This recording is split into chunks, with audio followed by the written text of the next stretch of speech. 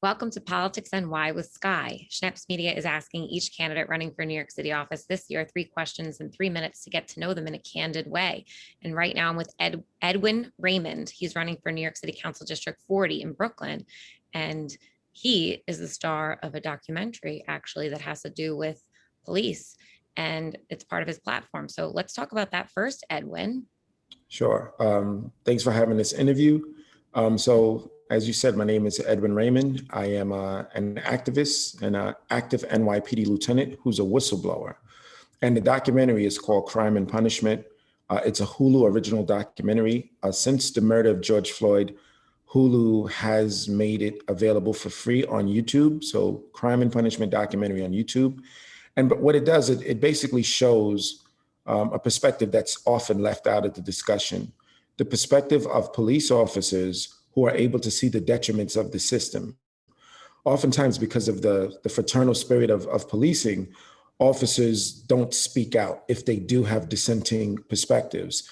And myself and 11 other officers, we are taking on the department via lawsuit and exposing the corruption and discrimination, particularly by way of enforcement quotas that police officers have when working in Black and brown communities that don't exist in white communities.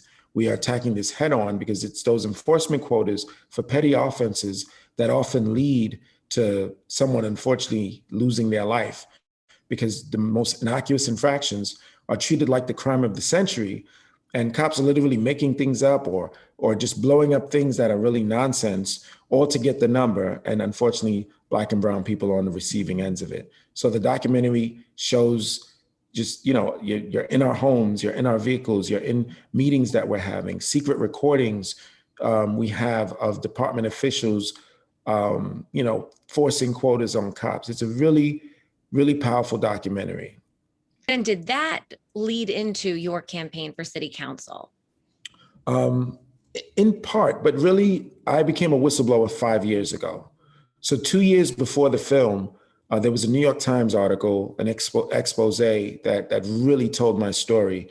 And over 400 people reached out and said, young man, you need to run for office. You have already demonstrated courage, you've demonstrated integrity, and this is what we have been missing for so long in politics.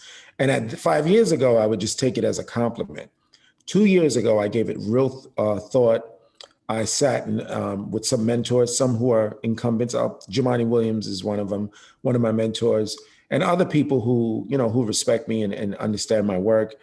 And I decided, you know what, I'm going to answer the calling and I'm going to run for office. And this is what I'm doing now. I've since educated myself on exactly what the position entails, what the responsibilities are, and how is it I have to go about accomplishing the goals that I've set.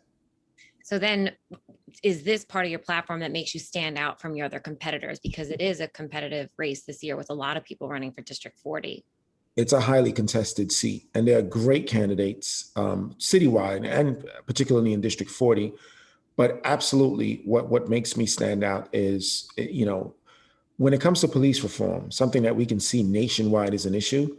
There's a lot of guesswork. There's a lot of ivory tower, common sense appeal stuff being advocated. What I bring is real experience. I understand that balance between public safety and making sure people's rights aren't violated. And in a way that, let's be honest, the department lies to the elected officials, it lies to the public. With me in City Hall, those lies won't go far because I know they're lying. I'll call them out on it. Sometimes something as simple as demographical data that a city council member requests from the department, but that's going to definitely show disparity. The department doesn't produce, and they'll give all these excuses.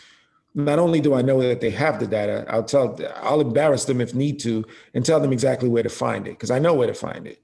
So if we want to get real police reform, we have to be able to tap into the people who understand the operational structure and the nuances of the police system, while being able to see its detriments also. And I believe, and I know I represent that. So I know that we're over 3 minutes, but I find that this is an extremely interesting and highly pertinent topic like we discussed. But Edwin, I'm curious then your perspective moving forward when it comes to the police, and people talk about defund the police, reform the police, reimagine the police. What is your idea of the way forward and to create a better police force? Yeah, we definitely have to reimagine policing, right? Right now, police officers are the Swiss Army knife of social ills, responding to way too much, way too many things. A lot of those responsibilities, there are already agencies that deal with it, and we can empower those agencies by, increasing their funding, even if that funding has to come from a chunk of the NYPD funding. So in that sense, I support divesting and reallocating those funds to those agencies to get a lot of those responsibilities out of the hands of police officers. Wow. It's powerful. Good luck to you, Edwin. It's great to meet you. Thank you for being part of Schneps Media's 3 questions in 3 minutes. Absolutely. Please check out the film. I promise you will not regret it. Crime and Punishment on YouTube, Crime and Punishment documentary. Thank you. Perfect. And thank you for being part of this PoliticsNY with Sky.